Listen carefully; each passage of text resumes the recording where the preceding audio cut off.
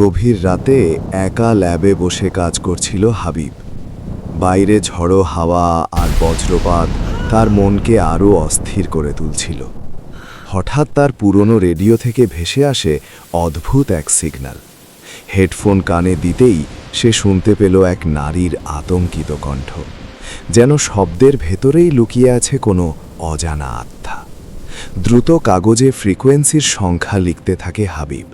বাইরে বজ্রপাতের আলো ল্যাবের ভেতর অদ্ভুত ছায়া তৈরি করছিল। মেয়েটিকে বাঁচাতে সিদ্ধান্ত নেয় সে। ঝড়ের রাতে বাইক ছুটিয়ে যায় সে অজানা গন্তব্যে। কবরস্থানের পাশে দাঁড়িয়ে আছে পোড়া সেই বাড়ি।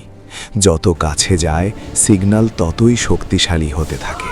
ভাঙা বাড়ির ভেতরে ঢুকতেই চারপাশে নেমে আসে ভয়ঙ্কর নীরবতা। হঠাৎ তার কাঁধে অনুভব করে ঠান্ডা এক স্পর্শ। পেছনে তাকিয়ে কাউকেই দেখতে পেল না সে। একটি পুরনো টেলিফোন হঠাৎ বাজতে শুরু করে। কাঁপা হাতে ফোন তোলে হাবিব। ওপাশকিকে আবার ভেসে আসে সেই নারীর কণ্ঠ। আলমারির নিচে খুঁজে পায় মূর্ছে ধরা এক চাবি। চাবি ঘোরাতেই খুলে যায় গোপন দরজা।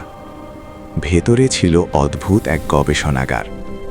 ডায়েরি পড়ে জানতে পারে ভয়ঙ্কর সত্য।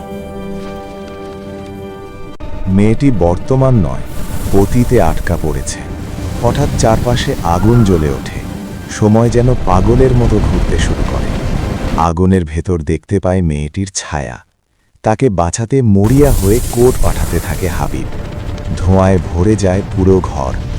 হঠাৎ ঘটে ভয়াবহ বিস্ফোরণ। জ্ঞান ফিরে পায় হাসপাতালে। তার সামনে এসে দাঁড়ায় সেই রহস্যময় তরুণী। সময়ের রহস্য পেরিয়ে বেঁচে ফিরে আসে এক অসম্ভব ভালোবাসার গল্প।